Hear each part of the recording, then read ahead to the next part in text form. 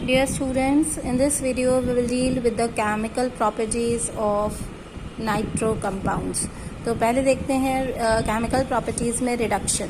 Nitro compounds जो होते हैं वो इजीली रिड्यूस हो जाते हैं प्राइमरी अमीन्स में, एंड ये जो है प्रोसेस होता है with the formation of intermediate compounds. तो नाइट्रो कंपाउंड पहले रिड्यूस होते हैं नाइट्रोसो कंपाउंड्स में, फिर करस्पॉन्डिंग सब्स्टिट्यूटेड हाइड्रोक्सिल अमीन्स में, और इसके बाद प्राइमरी अमीन में. लेकिन प्रोडक्ट जो है वो डिपेंड करता है pH of the reaction medium पे, और कैटलिस्ट जो हम यूज़ कर रहे हैं उस पर डिपेंड करता है. तो अगर रिडक्शन एसिडिक मीडियम में हो रहा है तो nitro compound in presence of SnHCl और iron HCl will give you primary amine, because intermediate compounds they are more easily reduced as compared to nitro compounds.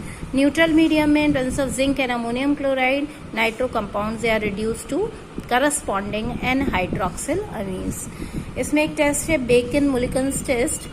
In this test the hydroxyl amines are reacted with Tollens reagent, और hydroxyl amine they oxidize हो जाते हैं corresponding nitroso compounds में, और Tollens reagent reduce हो जाता है metallic silver और silver mirror में. ये टेस्ट जो है डिटेक्शन और आइडेंटिफिकेशन ऑफ नाइट्रोसो कंपाउंड्स के लिए यूज़ किया जाता है. It is a name reaction or name test. Next is, if catalytic reduction is taking place, it will take place in the presence of rannan, nickel or platinum. इसमें भी nitro compounds जो हैं primary amines में reduce हो जाते हैं. The next property is hydroxyl amine. Hydrolysis. The secondary amine is hydrolysis. इसमें भी हाइड्रोलिसिस में डिफरेंट नाइट्रो एल्केन्स जो है डिफरेंटली बिहेव करते हैं. जैसे कि प्राइमरी नाइट्रो एल्केन्स जो हैं वो हाइड्रोलाइज होके आपको कॉन्सेंट्रेटेड डाइल्यूट HCl या फिर 85% सल्फ्यूरिक एसिड की प्रेजेंस में हाइड्रोलाइज होके आपको देंगे करस्पॉन्डिंग कार्बोक्सिलिक एसिड और हाइड्रोक्सिल अमीन.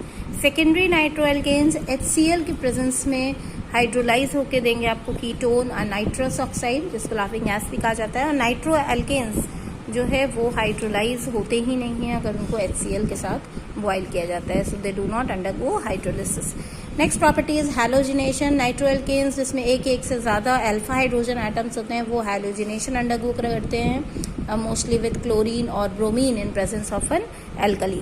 तो हैलोजिनेशन में भी डिफरेंट बिहेवियर होता है. Primary nitro alkanes they mostly give mono halogen and di halogen derivatives. Here you can see they are giving bromo derivatives. Exception है जो है नाइट्रोमीथेन, ये ट्राई हैलोजन डेरिवेटिव बनाता है, that is called as chloropicrin. Here secondary nitro alkanes they only give mono halogen derivatives, and tertiary nitroalkanes because they have no alpha hydrogen atoms, so they do not undergo halogenation. Next is the reaction with nitrous acid. Again here is the difference in behavior with different nitroalkanes. Primary nitroalkanes जो होते हैं वो nitrous acid के साथ react करके आपको एक blue coloured compound देते हैं नाइट्रोसो नाइट्रोएल्केन का, और ये नाइट्रोसो नाइट्रोएल्केन टॉटोमेरिज्म अंडरगो करके इन प्रेजेंस ऑफ NaOH देगा आपको nitrolic acid, which again react with NaOH to give you a red coloured solution of soluble sodium salt.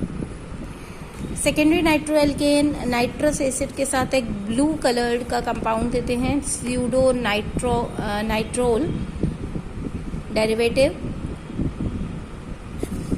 और इसके अंदर क्योंकि कोई भी रिप्लेसेबल हाइड्रोजन नहीं है यहाँ पे इस इंटरमीडिएट में, तो ये जो है NaOH की प्रेजेंस में इनसॉल्युबल रहता है. तो it is not soluble in presence of NaOH because of the absence of any alpha hydrogen atom. इसके बाद tertiary nitroalkanes they have no reaction with nitrous acid. Okay, so they do not undergo any reaction with nitrous acid because they do not have any alpha hydrogen atoms. Next is the tautomerism. Tautomerism is the oscillation of proton and pi electrons. Okay, so here in tautomerism you can see the primary and secondary nitroalkanes, they exhibit tautomerism and exist in two forms, that is nitro form or pseudo acid form and nitronic form or AC form. ये दोनों forms में जो है वो existence किसकी वजह से हो रहा है, ऑसिलेशन की वजह से हो रहा है between proton and the pi electrons, and therefore this nitro form is more stable due to resonance stabilization of nitro group. Therefore in the tautomeric equilibrium nitro form ही ज़्यादा predominant पाया जाता है। इन दोनों फॉर्म्स में से नाइट्रो फॉर्म जो है वो ज़्यादा स्टेबल होता है। जो ये फर्स्ट फॉर्म है nitro form, this nitro form because it possesses a weakly acidic character, it dissolves in alkali very slowly. ये इसका एक वीकली एसिडिक कैरेक्टर है, इसलिए बहुत स्लोली जो है वो एल्कली में डिजॉल्व होता है। और जो दूसरा फॉर्म है नाइट्रॉनिक और एसी फॉर्म, ये ज़्यादा एसिडिक होता है और बहुत रेडिली एल्कलीज में डिजॉल्व हो जाता है। ये FeCl3 के साथ कोई कलर नहीं देता है नाइट्रो फॉर्म, और एसी फॉर्म जो है red colour, reddish brown colour देता है आपको FeCl3 के साथ। Next property is acidic nature.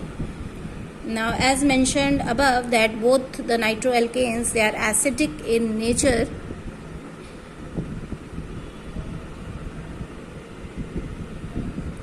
As mentioned above, that both are acidic in nature. Therefore, these primary and secondary nitroalkanes, they behave as acids in presence of an alkali. क्योंकि दोनों का acidic character है, तो alkali के presence में acidic character show करते हैं और उसके साथ मिलके क्या बनाएंगे, करस्पॉन्डिंग सॉल्ट्स। तो यहाँ पे देखिए ये दोनों प्राइमरी और सेकेंडरी नाइट्रोएल्केन एल्कलीज के साथ करस्पॉन्डिंग सॉल्ट और वाटर फॉर्म कर रहे हैं। सोडियम सॉल्ट, क्योंकि हमने एल्कली NaOH लिया है तो करस्पॉन्डिंग सोडियम सॉल्ट यहाँ पे फॉर्म हो रहा है।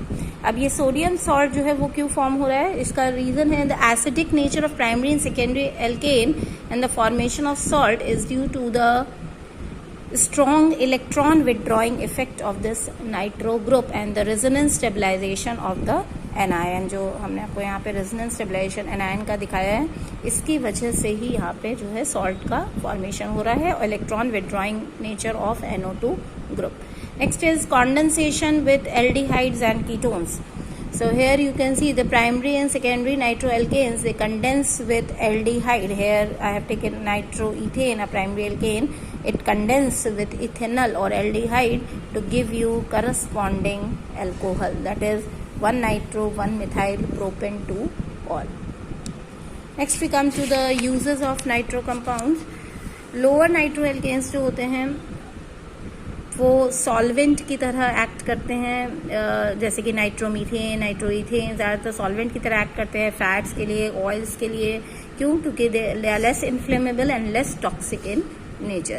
Nitroalkanes are also used as intermediates in the preparation of detergents, explosive and propellants, like nitromethane is used as liquid propellant, nitrocellulose gels are used as solid propellants, chloropicrin, that is a derivative of nitromethane, it is used as an insecticide।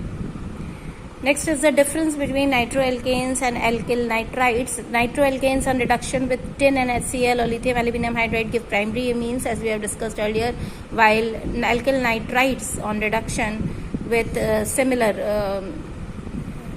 reagents, that is SnHCl and lithium aluminum hydride, give you alcohol and ammonia।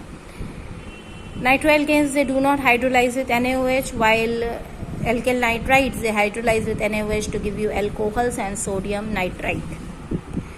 Primary and secondary nitroalkanes, they simply dissolve in NaOH to form the corresponding salts, as we have discussed earlier. In tertiary, they do not form any salt।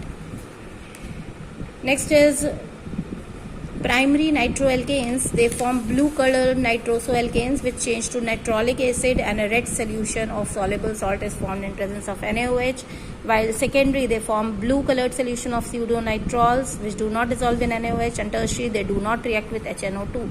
So these are the reactions with HNO2, while alkyl nitrites, they have no reaction with HNO2. So these are the differences between nitroalkanes and alkyl nitrites.